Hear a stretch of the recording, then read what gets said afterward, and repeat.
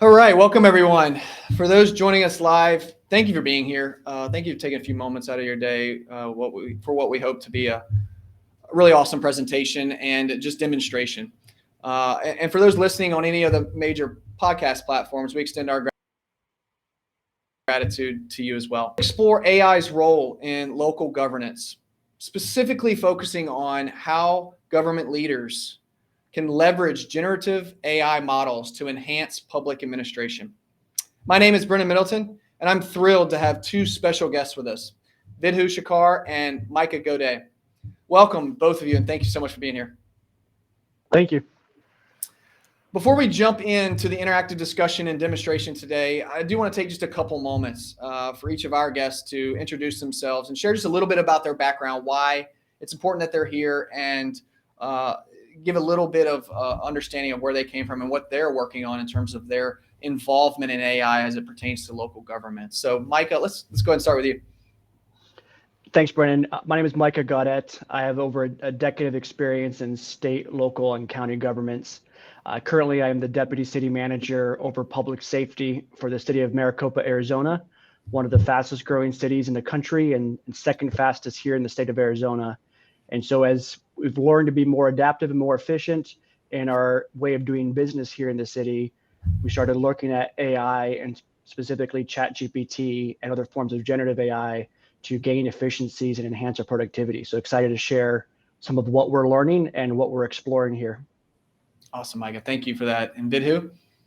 No, thank you, Brennan. Excited to be here. And Micah, thank you. Innovation best happens at the grassroots levels and in the context of government.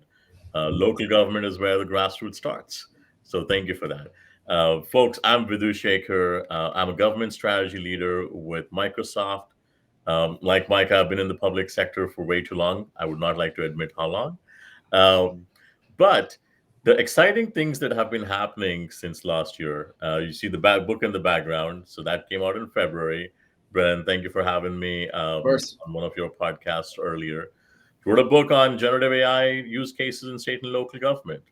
And really that got me thinking about what are all the other things that we need to think through and help guide and channel, right? And so a lot of my work these days is around speaking with policymakers, speaking with our teams at Microsoft, our several government customers, as well as serving a little bit of time as a public volunteer with NIST's public working group on generative AI. And so that's a little bit about myself. Awesome. Thank you, Vidhu. Thank you both. And for those of you that may have missed it, Vidhu referenced a recent podcast episode that we have posted on our website and other platforms on his recent book. And there's a little bit more detail on that. And there's some links to grab a copy if you're interested. But again, thank you both for being here. For those that are here, we do have an engaging discussion, one that is going to be interactive and demonstrative as we get into the agenda. But I do want to review some of the areas that we'd love to cover today. First up, we're going to talk about streamlining document generation and specifically show use cases around how to automate very routine document generation for time saving and very personalized interactions. Next up, we're going to talk about enhanced data analysis and visualization. We're going to show how we can utilize insightful data analysis and visualization through the use of AI and how to streamline the demonstration of that data in a way that is very powerful. Next up, we're going to talk about grant application process. It's a little bit of specific use case here, but it does touch so many local governments, and you'll hear a little bit later about Avenue's interaction with local governments and how we routinely help them facilitate the grant process. But we're going to show how generative AI and AI models can help guide officials through all pieces of the grant application process, from applications to ensuring the accuracy in the submission. And then lastly, we're going to touch a little bit on citizen engagement and customer service and how virtual assistants and sentiment analysis can enhance the areas of citizen support. So before we jump in, I do want to ask a really quick question to get us started before we get into the hands-on discussion. I'd like to start by getting both of your perspectives on the topic of AI policy and the development of that policy.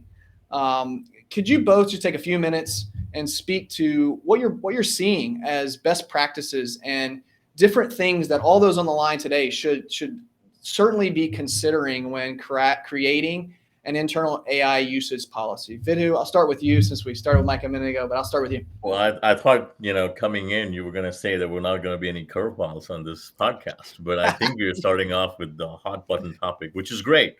Yeah. I think the key challenge here is everybody is excited about AI, but the notion about AI comes from pop culture, right? And the best AI representation, or the worst, as you might think, right, is Skynet. And so when people talk about establishing policy, they're like, how do we prevent Skynet? And as much as we would like to think AI is getting us there, I probably would like to think we are still a few decades, if not a few years away from getting to Skynet, right? And AI becoming sentient. But really, what we are seeing now is, at the federal level, there's a lot of policy making rigor, at the state level as well. But really, at the local level, the policy making is really around use policy, right? We've seen cities like Boston, Seattle, San Jose come out with policies on varying levels of the spectrum, from let's pause the use of generative AI, or let's make it so difficult that people pause it themselves, or let's go about and actually try to use the AI, generative AI components within the bounds of NIST's risk management framework, the AI 101, right? And so we are seeing this whole spectrum. And I think the key pieces really that local government should consider is laid out very nicely in the NIST AI 101 risk management framework. And it goes to sort of 7 key criterias, right? As you kind of look at AI, you kind of want it to be valid and reliable. Sure. Right? You want it to be safe. Safety is paramount, right? Like with any other technology. You want it to be secure and resilient.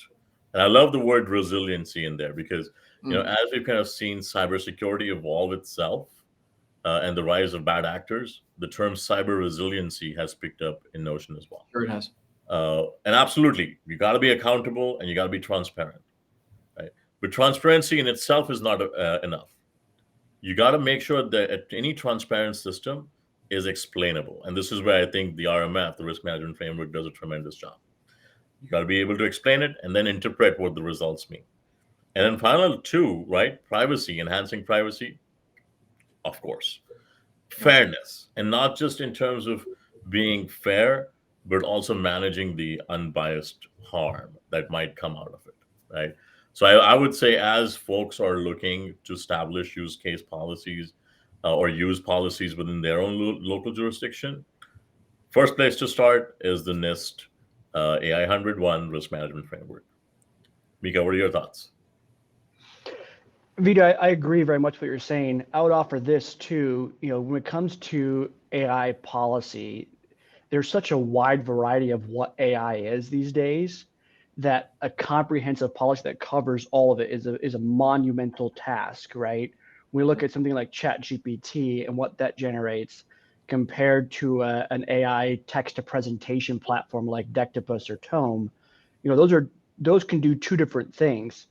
And I think starting off to having the conversation, I'm encouraged by the conversation over AI policy, because at least we're thinking about it in a thoughtful manner, bearing in mind the risk of privacy, ethics, responsibility to the content that's being generated, and things like that. My only thought too, when it comes to policy making, is each city is unique. We have our own unique risk and challenges. We have the things with the balance. And so my encouragement is, if you're going to develop an AI policy, if that's necessary for your city, first see if it is necessary, right? Are we just following what everybody else is doing and having a policy for the sake of having a policy? Or is there really a gap here that we need to address through our policy procedures? And then second is, let's not just copy and paste what the other cities are doing and just be the next, San Jose, the next Boston. We here in the city of Maricopa, we don't want to be the next anything. We want to be the first Maricopa. And so with that in mind, let's look at what our risks are, let's look at what our challenges are, and let's write policies that really serve the need of our community specifically and can really address to make sure we're operating in the most efficient manner and that we are the benchmark as opposed to us benchmarking against other cities. Fantastic. I love that. That's a really powerful message. That is very powerful, and couldn't agree more. Why I'm so excited about this discussion today, and I'm going to transition us just a bit over to the demonstration portion. So, without further ado, Micah, let's jump right in. I know you're going to be able to take the screen. Perfect, awesome. Before we jump in, just as a reminder, first use case, and I'll take us through the 4 that I mentioned earlier. But what we're going to discuss here, and we're actually going to do a hands-on demonstration of this. We're going to talk about, first up is streamlining document generation. So Micah, as we delve into ways to streamline document generation in AI models, I'd like to get your perspective and obviously demonstration on using these tools for things like letters and memos and forms and RFPs and job descriptions. And I know we can't show all that in this one demo, but this will be indicative, what Micah is going to show us today, indicative of how to apply this process across all types of documents and streamlining the way those are developed, enhanced, polished, and edited and distributed. So Micah, I'm going to turn it over to you. Thanks, Brennan. There's a lot we can do within document generation with ChatGPT. And for starters, let's just create a quick, we talk about policies.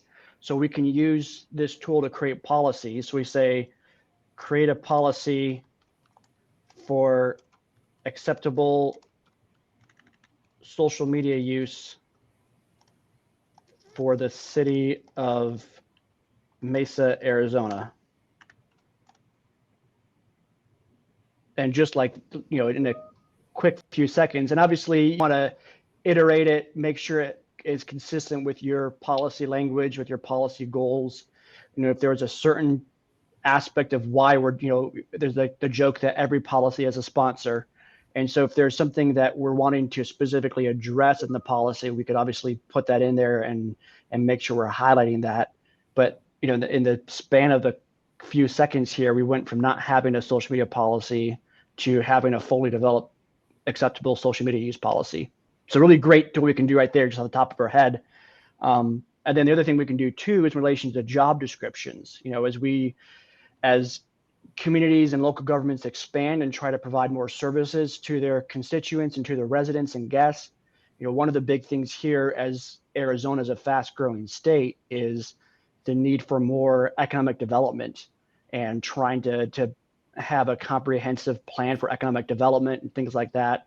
So we could say, I am a city manager in Gilbert, Arizona, and I need to create a economic development director job description for a new economic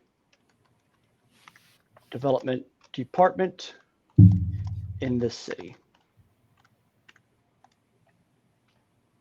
And again, just in a quick second here, we're able to have a fully developed job description and a policy. We could iterate this, we could change things, we could, put in certain features. If you want the economic development director to focus on grants, if we want to focus on infrastructure development, on commercial development, retail, whatever the focus is, we can tailor that in there and really start to gain efficiencies in how we're creating these different job descriptions. This is some of my favorite ones to use here. Is we have a job description we're trying to create, or we're thinking about reimagining a position, to quickly put the thoughts into ChatGPT and have it generate a document in the span of a few seconds is super powerful. And then we can iterate from there. Other thing we can do too is we can bring in our existing templates. So every city has their own template that we work with, with the different sections that how we want things to line up. And so I can literally copy and paste an existing job description into the prompt and say, create a job description for economic development director. And I can use the template from the public works director, if it's the same template across the city, and have it format exactly in that city's format, which is pretty powerful.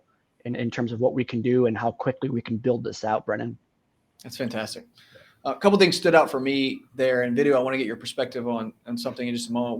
What stood out for a couple things. So one thing that stood out for me, Micah, there was your prompting of I am a city manager, and you're teaching the platform to respond on behalf of or in lieu of a particular role, which is so critical in local government, right? With so many different departments and levels. And as you're using it, Vidhu, I want you to comment on this too, is the generative aspect of it and how it is learning from the inputs you give it, not just by giving it tasks to complete for you that are one-dimensional, but as you build on how you expand this into different processes, the generative aspect of it. And then my question is, could you elaborate just a little bit on how the prompting is so powerful that you teach it what you want it to give back to you, not just one-dimensional task? And that's, in my head, where really the power takes to the next level. And this goes back to the core of what a large language model is, right? Yes. And if we take ChatGPT, for example, right? OpenAI trained GPT 3.5 on about 175 billion parameters, right? And that was one of the first things we kind of saw, right? There's GPT 3.5, and then there's GPT-4. Right? And Mika, I would be very curious. Take one of the prompts that you have here and drop it off in the chat with GPT-4, and you'll see really different response, right? Because GPT-4 is built on a data set that's 170 trillion, right, parameters. So the notion about how an LLM gets the context is, one, based on all the data it's been trained on, right? And so the data that's been trained on already has the context of, if the question's about a city manager, here's what I have on my disposal from the pre-trained models, right? The whole notion about the pre-trained model. So I think that's the key piece. The second piece that you were referring to is the context, right? And as you do the prompt engineering, as Mika did, right, he establishing the context in the prompt. And especially when you use existing documentation, right, it can align the context specifically to what is in the prompt. And I think that's where the power resides. Especially useful, I think, one of the use cases that I'm seeing a lot, right, as a virtual assistant. When a citizen comes and wants to interact with a city service, establishing that context within a matter of seconds is crucial, because that's where the frustration comes, right? You're trying to explain why you're calling, right, or why you're trying to interact with it. And that's where I think the ease comes in with prompt engineering and setting the, let's say, temperature settings and otherwise for the model to be able to generate that response much quicker and much more concisely. Fantastic. Mike, anything to add on top of that in terms of? Brennan, from a use case perspective, right, and really thinking of, okay, how are folks who are exploring use of generative AI like ChatGPT, how can we use it? And one of the things that I was inspired to do by a city manager in Whitewater, Wisconsin recently, and I've done this here in our department as well, is we have our strategic plan. And this is a comprehensive document that talks about the goals and what we want to be as a city in 10 or so years. And a lot could be lost in that. And to help us be aligned in the same direction, what I'm able to do through prompt engineering, like Vidhu talked about, is to go in there, upload the strategic plan, and then say, I am the fire chief for the city of Maricopa. What are my roles and responsibilities that relate to the strategic plan? How can I work to align what we're doing at a department level to meet the goals and objectives of the city of Maricopa, or whatever city you have there? And so we're able to take large theoretical documents in a way and really bring that down to the level where our fire department, our police department, our public works department understand the role they have in something like economic development, because economic development is a comprehensive thing where we all have to be working together for the growth of our city. And so to be able to tailor that down and get responses through prompt engineering really helps streamline work and helps align what we're doing with the overall mission and objectives of our organization. Totally. Yeah, And one thing I'll definitely highlight here, and this is going to be very crucial, and it goes to the first question you asked about use policy as well, right? What's in the public domain versus what's confidential is a distinction people will have to make as they use these consumer, generative AI applications, right? Um, Putting on my Microsoft hat real quick, right? There's also enterprise-wide instances of it, right? I'm not gonna make this a sales pitch for that, but just the notion around what's available in the public domain versus what needs to be confidential is crucial for people to just keep an eye out. And all the use cases that Mika is giving right now are things that are publicly available. And this is the power of being able to leverage all of that publicly available data. Yep. And you and I, Vidhu, talked about that extensively in our prior interview about applying a layer of responsible use of AI over the top of whatever use case you're applying it against, and understanding that delineation between public and private accessible content that's external facing and confidential internal facing only. And how do you consistently apply a layer of responsible use of AI over the top of that in your decision making of what to use and what to not use it for? Yeah. So, Micah, your comments are actually a great segue in terms of the use of applications like ChatGPT and others around digestion of comprehensive amounts of data and being able to ingest that and then apply a prompt or an ask over the top of it that is custom to your specific use case. I want to transition over to a little bit around data analysis and visualization. So you talked about putting a strategic plan in there. Can you show us take us into the next demonstration here where we use ChatGPT or others for insightful data analysis and visualizations that can assist, most importantly, can assist in decision making and presenting a very complex amounts of data? Sure. And for this one, let me open a new chat here because I want to use ChatGPT's code interpreter tool for this demonstration. Micah, before you show that, go ahead one more time. I want you to click on the difference between 3, 5, and 4, and then show how you got to code interpreter, because I have lots of those questions asked from our customers or prospects. Like, how did you get the document insert? And I always walk through this a couple of times, so I think it's worth showing one more time. Yeah, let me do this too, Brennan. So on this the chat menu, all we have to do is come down here to the ellipses, click on here, click on settings in beta, and under beta features, just make sure that code interpreter is toggled on, and that's how we access it. I'm going to close out the chat. We have more room here, and then under ChatGPT 4, I'm just going to make sure there's a check mark here next to code interpreter. Fantastic. So that's how we get started with code interpreter.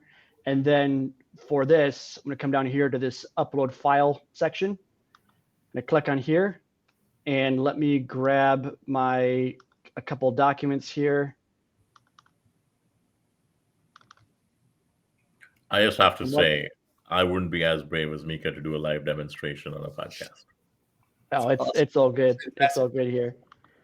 So what I'm grabbing here, Brennan, this is the state of Wisconsin state shared revenue reports from 2021 through 2023, just for context of what this is. So this is from the Department of Revenue website from the state of Wisconsin. So what I will say here is I am a city administrator in the city of Whitewater, Wisconsin. Please help me do a historical trend analysis on state shared revenue funds for my city.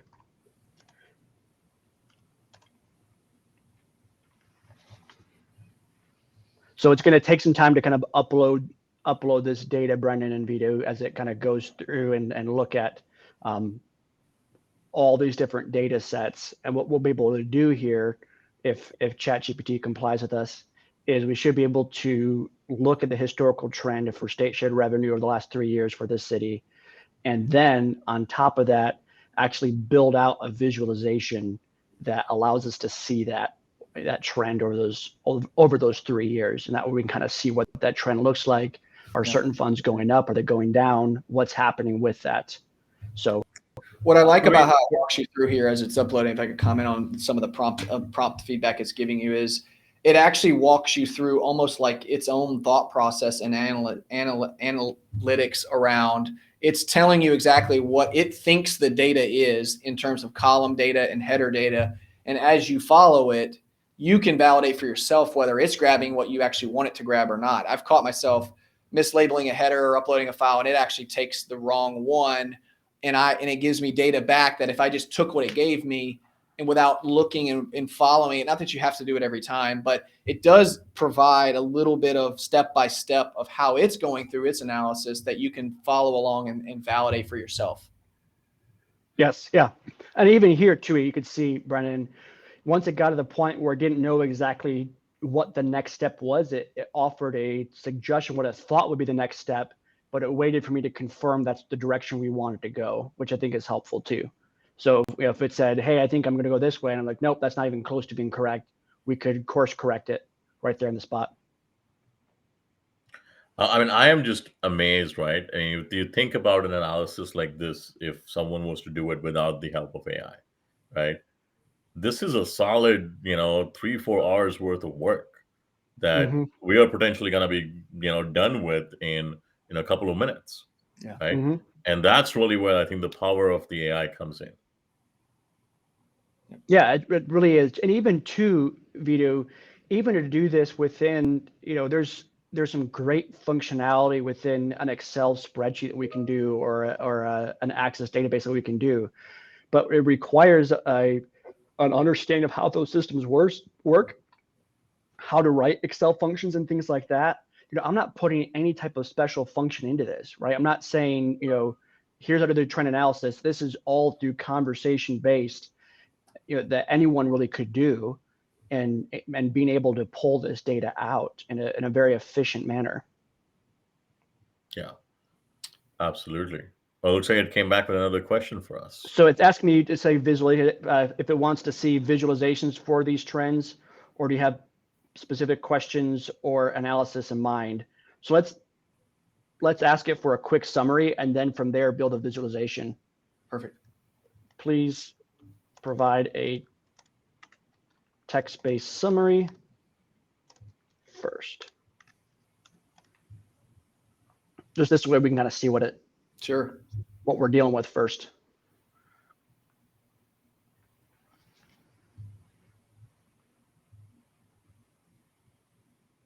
And again, Vidhu, to your point here, we just quickly able to see this right here. Even just this alone is pretty powerful, how quickly we're able to get this data. So this is pretty remarkable. Yeah. No, and this is what your prompt highlights, a very specific feature of multimodality, right? When we look at GPT 3.5, its modality was only text, right? It would struggle to interpret analytics, right? Visuals, images. GPT-4, on the other hand, with its multimodality, can actually look through the whole code generation piece, right? Code, text, images all together, and be able to present that out. Yeah. So now, if we can, let's go into the visualization here. Sure. Totally. So I think for this case, I would do a multi-line analysis for each individual fund broken down by year. So let's try that here.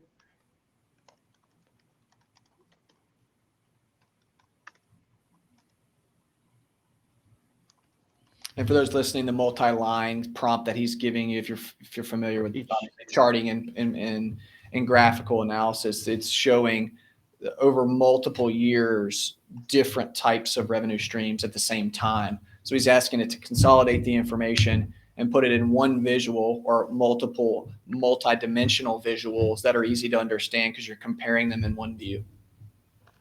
And what I'm doing here, Brendan, in the prompt here, just to help folks who are listening, this prompt is saying, please create a multi-line chart for each fund.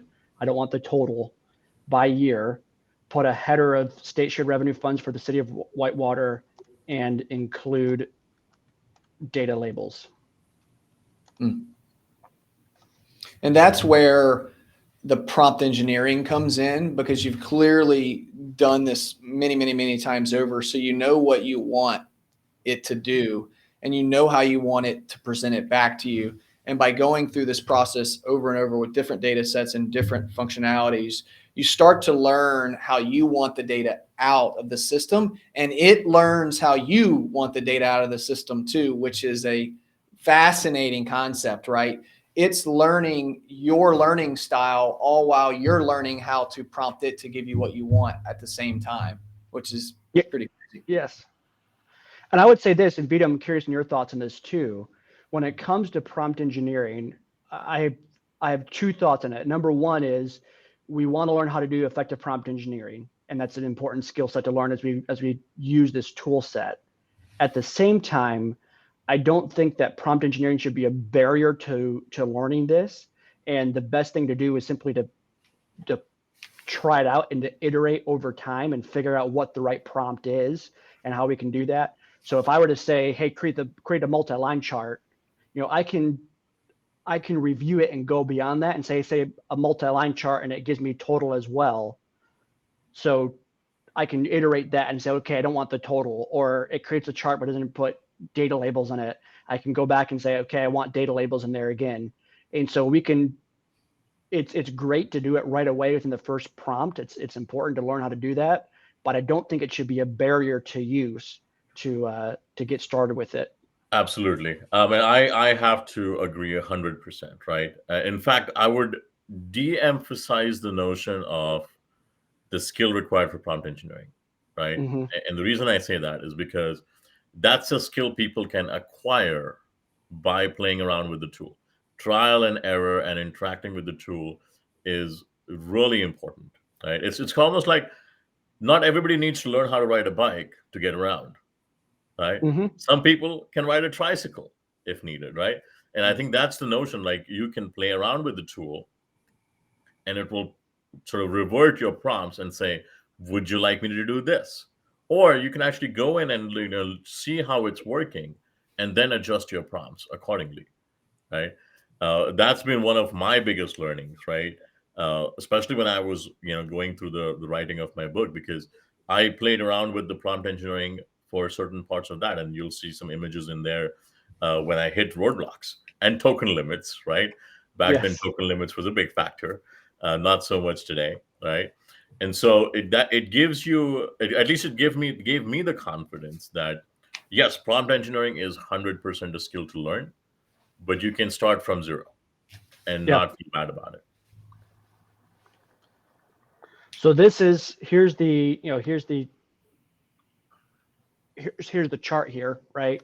And we could right click it, we can save it. Other thing we can do too, if we wanted to, and say this is a more comprehensive report of this, we can even go from here and say, please put this into a PDF document. And then ChatGPT can take this and I will have a downloaded PDF document, which is great too. So we think about going back to our conversation on document generation, right? I can build the same document. I can build a document 3.5 or 4, or I can build it here in Code Interpreter and then have it downloaded as a Word document. I can create the data, have it downloaded as a Excel. Here we'll do a PDF document too. So I'm able to really do everything, download it, and then I have a fairly finished product at the end of the day too. Totally. And shout out to my marketing folks out there. I mean, you can go as far as asking for specific color codes and graphics and give it specific prompting on what you want your visual to look like, right? If you're trying to produce a very professional document or professional external or constituent facing document, you want it to, generally speaking, oftentimes look good. If it's internal, I get it. External, you can prompt it to provide the data and the visualization in a specific tone or color coding or graphic or brand guidelines. If your city has brand guidelines, you can provide those guidelines to it and say, abide by these guidelines when producing this chart. And then boom, it takes that into consideration when it does the output. Exactly. Yep. And so there we have our PDF document available for download, and we can go from there. Or, we can create the document and visualizations we need, which is pretty powerful.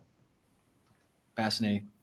Hey, every day I learn something new. I actually didn't even know it could convert into PDFs. So yeah, it can do might do PDFs, PDF Word convert. documents. Yeah, it's pretty crazy, Vidhu. Yeah. Very cool. All right. Let's transition just a little bit, Micah, Vidhu. I want to talk about the grant process. This one's pretty close to us here at Avenue personally, and I mentioned that in the opening.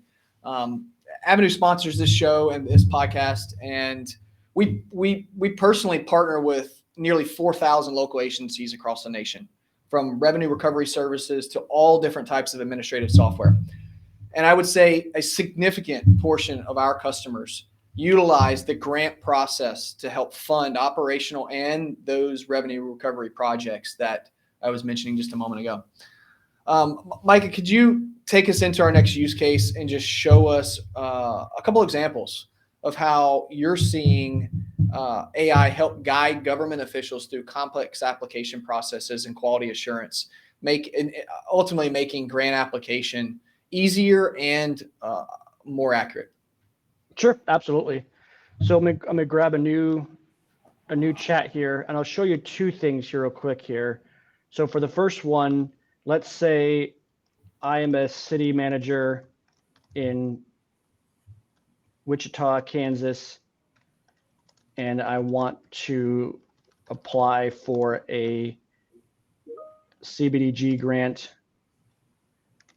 to build a bike lane on, I'm just gonna say Main Street, just for the sake of this, on Main Street.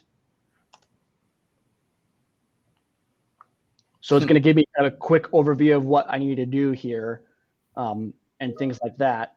But what I can do here is I can say, please walk me through each step of the CBDG process and do that one step at a time.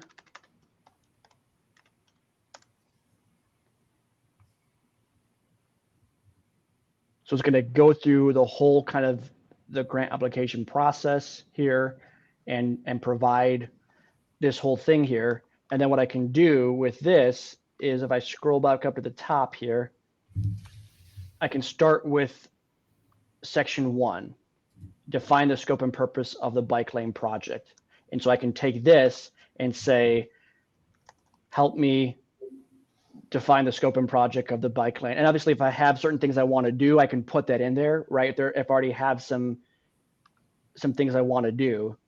So each step along the way, I can turn the application itself into questions that ChatGPT is going to ask me for analysis. And then I can turn those questions back to ChatGPT and have it draft the narrative, have it draft the text-based requirements for that grant application, and just build it one thing off the other.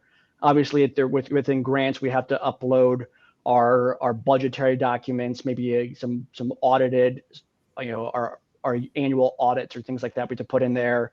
If we have estimates for the cost of the project, we can build that into there too.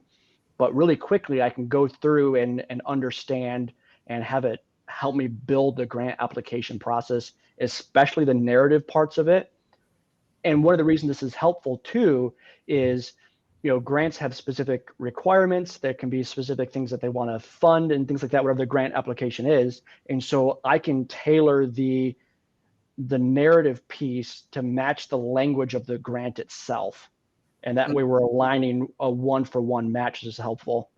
The other thing too we can do when it comes to grant applications, so if I go over here, I'm going to go back over to my plugins on ChatGPT 4, and you'll see I have this PDF Analyzer Ask Your PDF plugin here.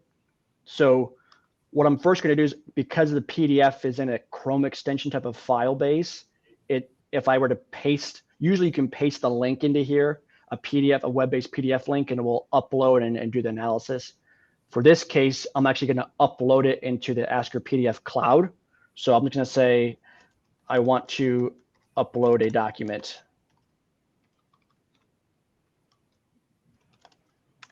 And this just helps me be able to upload it into the Ask Your PDF functionality. So this way we can start doing the conversation. This is a grant, a community co-pilot grant from the Department of Transportation. So it'll give me a quick link here I can do. So I'll click on here, click to upload. Let me grab the document here. And here's the notice of funding for the grant.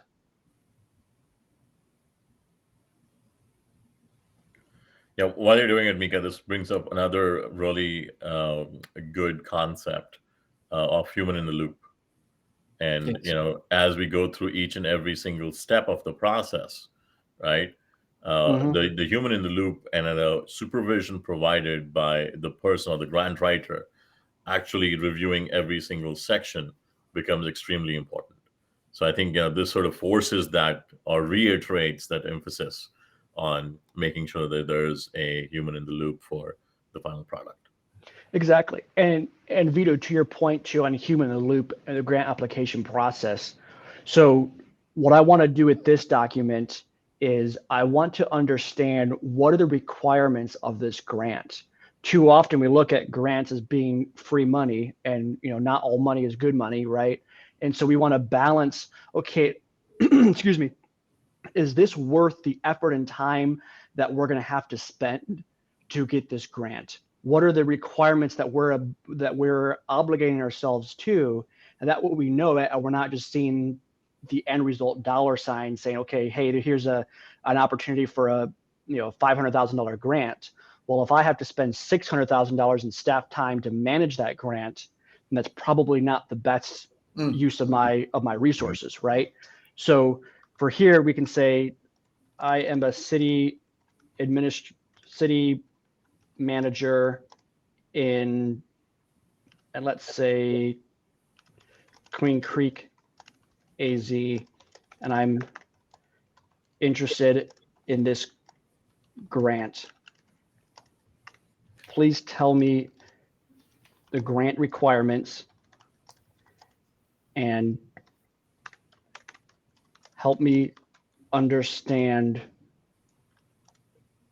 the staff time and other costs that may be associated with the grant. It's fascinating. I mean, if it can actually help you gather all of that information, that makes the decision to whether to pursue or not pursue the grants very straightforward. Yeah, and again, you have to balance that, right? This isn't going to make the decision for you, and we shouldn't be looking at AI to make decisions. I think this is a helpful tool that we can look at to see, okay, what are the, is this worth the effort? Is this worth what we want to do, instead of just applying for a grant for the sake of having a grant, right?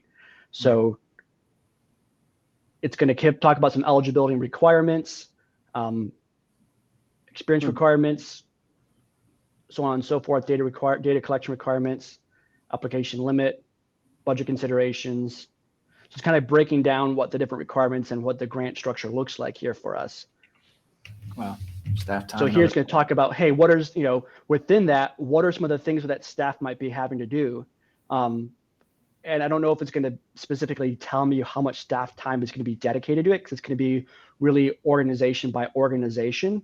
But here we can see, okay, I'm gonna have to devote time to data collection reporting. So I need to understand, do I have the data infrastructure already in place to do that?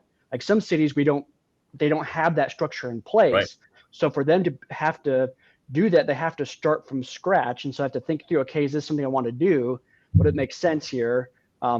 Compliance with Title VI and Civil Rights and ADA, hopefully we're all doing that. We should be doing it, if not already. Matching funds, what are the things like that? Project implementation administration. So these are just some of the things we should be thinking about before we apply for a grant. And so ChatGPT can help us do that. So if we say, for this, let's take the data collection and reporting and say, how can I estimate staff time for data collection and reporting? And it can help us kind of provide that analysis. Okay, what should I look for what are some things I can do for that? How can I estimate these times? And this is, to me, the one of the greater applications and one of the greater use cases of ChatGPT and generative AI really is at the rural and smaller city level, because it democratizes these skill sets and these tools. Before I came to the city of Maricopa, I was a town manager in a small mining town in eastern Arizona, and we didn't have a lot of staff, right? We were a small town, not a lot of capabilities in terms of being able to dedicate time for this. If I had ChatGPT, I think finally of what we call how much more we could have accomplished in that town there, because I don't have to hire someone at a 6-figure salary, which we couldn't afford, to do this type of analysis. I don't have to take the staff time who's already working other projects to make sure the city's running and take them away from that to do something like, okay, how do I estimate staff time on this? I can do that really fast through ChatGPT and generative AI and get some great insights through that. So I think if you're a rural or a smaller city or town or organization, this to me has great implications and great applications for our smaller and rural sized communities. Yeah, I'll pull that thread even further, right? Even if you're applying to any city, right, the amount of public documentation that's out there, right? If I'm a job applicant, I do the same process on the strategic plan, right, and drill down on the specific budget items for that particular department. And I can come in way more educated about that particular department in the job interview, right? Mm-hmm. And I mean, I could go on and on about those examples, but Mika, like, this is very, very powerful.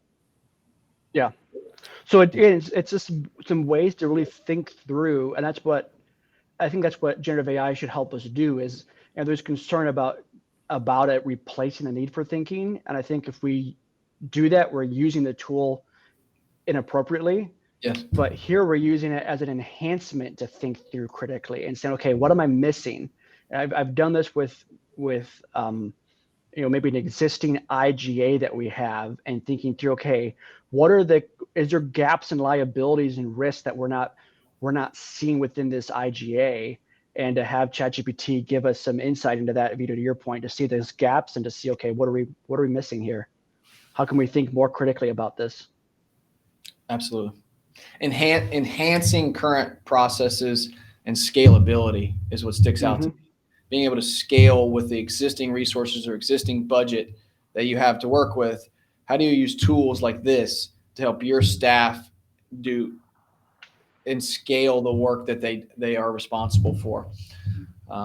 Pretty powerful stuff, Micah. Vidhu. Thank you again for jumping into that. This is really, really cool. And sir, I certainly, to your point earlier, Vidhu, I learned something new as well with the input of the PDF and the analysis there. And just to plug one thing he kind of went through quickly was the notion of using plugins to enhance the way you use the platform.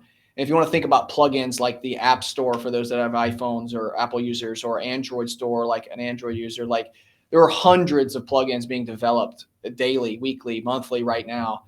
And each one basically enhances the use of the platform itself through the ingestion or analysis of data. Like he used this one, and we'll just stick with this use case for today for time's sake. But he used a plugin to help intake his PDF and provide analysis, much like he showed earlier. It was just a different avenue to analyze the data that he had externally. The other way that he used it was the Excel ingestion for our listeners. That is, he uploaded Excel files into it natively to the platform. For this PDF in this example around grants, he had a grant application form, and he used a plugin to take that form in and then provide analysis and questioning and a sentiment analysis over the top of it. So pretty fascinating stuff, and talk about endless possibilities. I mean, there's endless plugins out there for almost essentially any type of task you want to complete. You just have to search and research and look for which ones apply to your particular situation.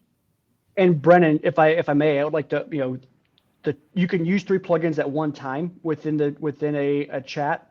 And my top 3 favorites that I think have some great use for the public sector is One of them is called Web Pilot, which allows us to take web links like a website or things like that. So it's helpful to be able to pull information in.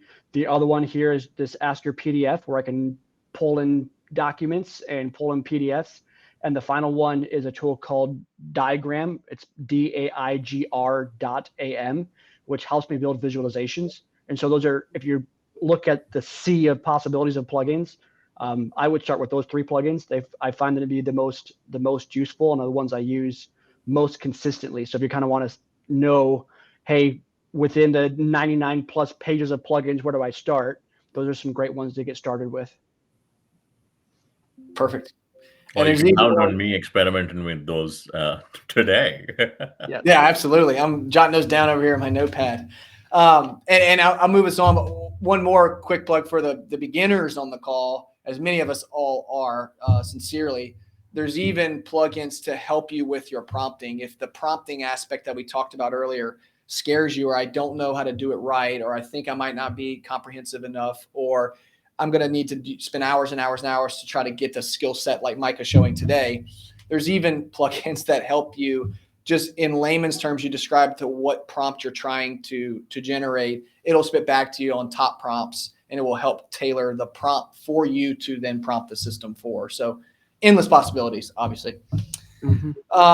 Micah, Vidhu, last use case here, and we'll wrap. I want to talk a little bit, probably arguably, honestly, the most probably critical and crucial topic today, because it's at the heart and it's at the mission of probably everybody on this call, everybody that hears this podcast today.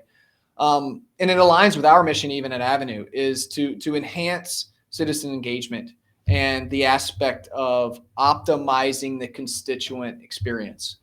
I think we're all in local government because we want to make our communities the best that they could possibly be. And I think connecting with our constituents is at the heart of that mission.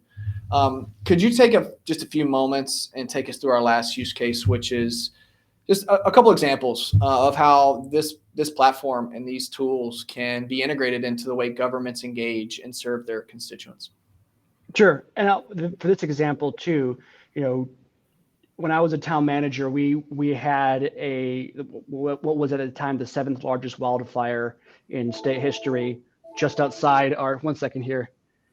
No worries. My phone's ringing. I apologize for that. So right outside our city here, and that also resulted in post-fire flooding that put about 3,000 tons of mud and debris into the city. And so having to manage that, obviously when you're dealing with a crisis, and our thoughts and prayers with our fellow citizens in Maui, and then even too in Southern California with the different threats they have out there with Hurricane Hillary. When you're managing this crisis, the last thing you're thinking about, or you're thinking about it, but the last thing you really have time to do is create survey forms and do community engagement. It's absolutely necessary to do. And so kind of thinking back on, okay, what could I have done better in managing that crisis? How could I do that? And one of the things we can do is we can create these types of forms within ChatGPT. So if I say I am a town manager in Miami, AZ, we just experienced post-fire flooding, and I want to do a community survey to assess the needs and also understand whether residents have accessed resources and if they are aware of available resources. And obviously, if here in the situation, I might put in specific resources that are there. So I might say, okay, have you used Team Rubicon for say sandbag deployment or things like that, or have you applied for a grant that might help with this? So here's going to give me a quick overview of what this could be here. It's going to help me do that. So I can say, okay, great, please create the survey form. Now I'm going to do a step further from here too, I think is really powerful as well.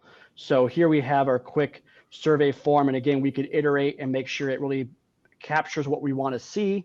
So we have this form right here, demographics, impact of flood and things like that. Now, in the community I was serving, we had a sizable portion of our population that were English as a second language learners, and so I could say in here, please translate the form into Spanish for folks from, and I'm going to say Sonora, Mexico. And the reason I'm doing this is when I do just Spanish, it translates it into like continental, like European Spanish. So here, again, I'm able to take this, translate into Spanish, and that way we're able to serve our whole population. We're not missing anyone in the population simply because language might be a barrier, which is really important for disaster situations, right? We want to make sure our whole community is informed, our whole community is made aware, our whole community has access to the services and things that we need. So really, really great thing we can do. And obviously with translation, don't publish the translation until you've had a qualified individual review it. That way it's not, we want to communicate effectively. So having that human in the loop is going to be really important. No, again, this is so powerful. When I think about it, traditionally, if you had to put something out 2 years ago, 3 years ago, you would have a small IT project, right? You would acquire a survey tool. You would have all of these different moving parts, right? And now it becomes so easy to essentially, 5 minutes, Mika, even less, to be able to get to this content pretty fast, and then use existing notification systems, right? And be able to push this out. And I think that's where it's more about leveraging existing infrastructure while taking that leap ahead of that debt curve, right? The technology debt curve. And you can sort of leap bound it and be able to produce this. There's a handful of other technology companies that I can name that are using this in different contexts, right? Public engagement on budgets is another one, right? Where, again, similar chatbot powered by generative AI, and you interact with it. But again, the key remains is how do you make sure you are getting the information in the language of your community, right? Being able to incorporate their feedback back, and then be able to actually have a human make the key decisions and be able to review it before it goes out. Yeah. It's fascinating. Yeah, the context for me stuck out here is just reiterating and reemphasizing what we talked about earlier is when you did the translation, the context was key. The dialect, it already takes that into consideration when producing it. And clearly you need a human in the loop trained professional to validate, obviously, which is so critical. And we'll talk about that as I close here. But for time's sake, let's move into the closing. And I just want to reiterate the fact that for those listening or maybe seeing some of this for the first time, we've just touched on a few of the hundreds, thousands of different ways AI can be used to modernize and really transform your governmental operations. These are just common methods that many of our clients, even at Avenue, are successfully implementing. But before we end and wrap, I do have one last question for both of you. Given the exponential growth and capabilities of AI, what do you see as the most significant ethical consideration for governments as they implement these technologies into local government administration? And how can they ensure that the integration is not only efficient, but also just and responsible? And Micah, or Vidhu, I'll start with you. Right. If you just look at the notion of what is ethical and what is just, right? There is no one answer, right? You know what's the right thing to do, but to be able to train the AI to do that is really difficult. Right? This is why I'll go back to the human in the loop concept, because we have trained professionals that know exactly on the service delivery spectrum where to make those decisions, right? The key, I think, still becomes understanding where the efficiency is the most impactful by leveraging an AI technology, right? Taking those low hanging fruit processes, let's get to automating those. Let's remove the burden of administrivia away from humans so that they can actually use their resources to focus in on these tough pieces around, understanding what's ethical, making sure that they're constantly looking for what is the conscious and unconscious bias that may be coming out of that system, right? And then be able to act on it.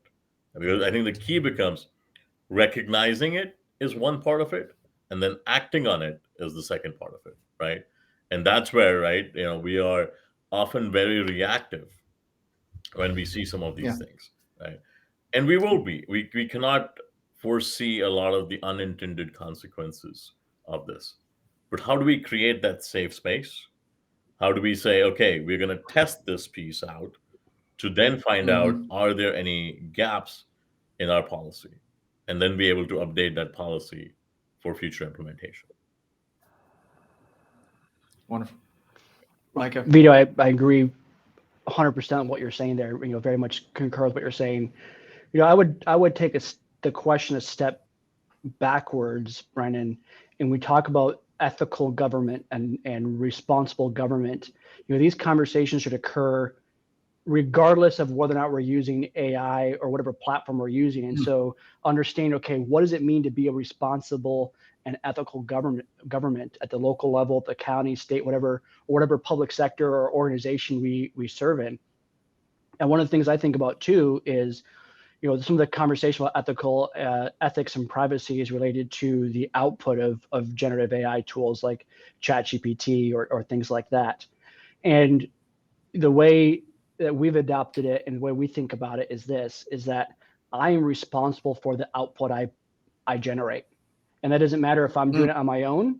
It doesn't matter if I'm collaborating with a team of individuals here in the city. And it doesn't matter if I'm using ChatGPT to help me generate it.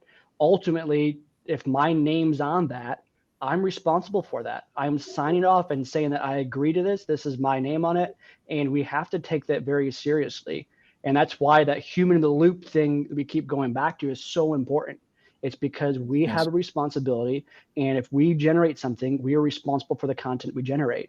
It doesn't matter if I'm doing it through if I'm generating a tool through the budget process and I'm using a software application that does that.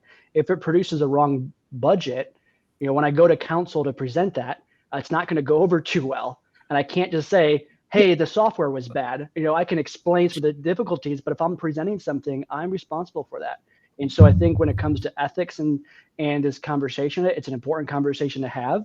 I think it goes well beyond AI tools into a conversation of we are responsible for what we produce, and we need to make sure that we're producing high quality content because our residents deserve to live in areas and cities where their government produces high quality and provides services at a high degree for their needs and for the needs of our guests. Yeah. I'll add one last thing, and I was kind of flipping through my notes here. In reviewing the handful of policies that are out there today from the cities and the states, ethics, the word ethics and ethical does not appear. Right? There's privacy, there is reducing bias and harm, there is focus on public purpose. But in the handful of use policies that are out there, the word ethics or ethical is absent. Yeah. And that's why I felt so deeply and strongly about including that conversation into this episode and this demonstration today, because it's clearly apparent that the ethical considerations surrounding AI's implementation in local administration it's not merely an abstract concern, but a fundamental issue that governs the way we honestly move forward. And the balance between efficiency, justice, and responsibility, it's a delicate one. And it clearly requires not only technological expertise, but also a deep and more profound understanding of societal values and human rights ultimately. So it was important for that. I appreciate both of your perspectives. Couldn't agree more with both of your answers there. So thank you for sharing. No, and I think you hit on this key topic, right?